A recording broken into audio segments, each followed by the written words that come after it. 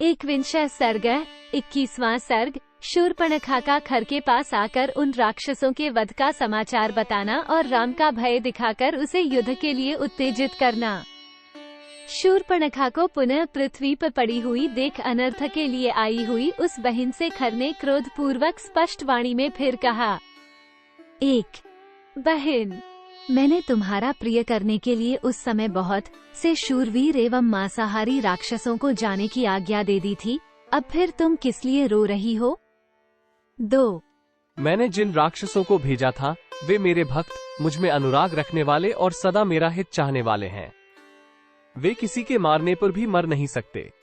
उनके द्वारा मेरी आज्ञा का पालन न हो ये भी संभव नहीं है। तीन, फिर ऐसा कौन सा कारण उपस्थित हो गया जिसके लिए तुम हाँ नाथ की पुकार मचाती हुई सांप की तरह धरती पर लौट रही हो? मैं उसे सुनना चाहता हूँ। चार, मेरे जैसे संरक्षक के रहते हुए तुम अनाथ की तरह विलाप क्यों करती हो? उठो उठो, इस तरह लौटो मत, घबराहट छोड़ दो। पांच, खर के इस प्रकार सांत्वना देने पर वो दुर्धर्ष राक्षसी अपने आंसू भरे नेत्रों को पोंछकर भाई खर से बोली, भैया मैं इस समय फिर तुम्हारे पास क्यों आई हूँ ये बताती हूँ। सुनो, मेरे नाक कान कट गए और मैं खून की धारा से नहा उठी। उस अवस्था में जब पहली बार मैं आई थी तब तुमने मुझे बड़ी सांत्वना दी थी। सात, तत्पश्चात मेरा प्रिय करने के लिए लक्ष्मण सहित राम का वध करने के उद्देश्य से तुमने जो वे 14 शूरवीर राक्षस भेजे थे वे सब के सब अमर्ष में भरकर हाथों में शूल और पट्टिश लिए वहां जा पहुँचे, परंतु राम ने अपने मर्मभेदी बाणों द्वारा उन सबको सम्रांगण में मार गिराया। 8, 9, उन महान वेगशाली निशाचरों को क्षण भर में ही धराशायी हुआ देख राम के उस महान पराक्रम पर दृष्टिपात करके मेरे मन में बड़ा भय उत्पन्न हो गया। निशाचर राज, मैं भयभीत, उद्विग्न और विषादग्रस्त हो गई हूँ। मुझे सब ओर भय ही भय दिखाई देता है, इसीलिए फिर तुम्हारी शरण में आई हूँ। 11, मैं शोक के उस विशाल समुद्र में डूब गई हूँ जहाँ विषादरूपी मगर निवास करते हैं और त्रास की तरंगमालाएं उठती रहती हैं। तुम उस शोक सागर से मेरा उद्धार क्यों नहीं करते हो? 12, जो मांसभक्षी राक्षस मेरे साथ गए थे वे सब के सब राम के पैने बाणों से मारे जाकर पृथ्वी पर पड़े हैं।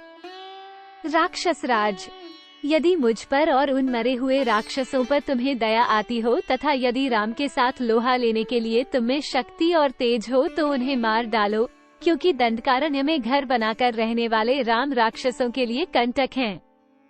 14, 1/2, यदि तुम आज ही शत्रुघाती राम का वध नहीं कर डालोगे तो मैं तुम्हारे सामने ही अपने प्राण त्याग दूंगी, क्योंकि मेरी लाज लुट चुकी है। 15, 1/2, मैं बुद्धि से बारंबार सोचकर देखती हूँ कि तुम महासम में सबल होकर भी राम के सामने युद्ध में नहीं ठहर सकोगे। 16, 1/2, तुम अपने को शूरवीर मानते हो किंतु तुम में शौर्य है ही नहीं। तुमने झूठे ही अपने आप में पराक्रम का आरोप कर लिया है।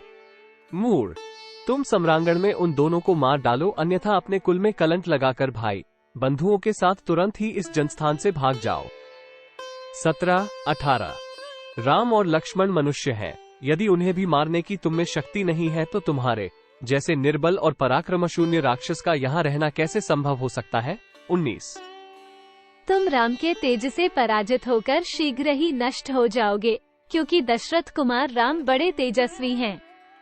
उनका भाई भी महान पराक्रमी है, जिसने मुझे नाक कान से हीन करके अत्यंत कुरूप बना दिया। 20, 1/2, इस प्रकार बहुत विलाप करके गुफा के समान गहरे पेट वाली वह राक्षसी शोक से आतुर हो अपने भाई के पास मूर्छित सी हो गई और अत्यंत दुखी हो दोनों हाथों से पेट पीटती हुई फूट फूट कर रोने लगी। 21, 22, इत्यार्षे श्रीमद् रामायणे वाल्मीकि आदिकाव्यरण्यकाण्डे 21वां सर्ग।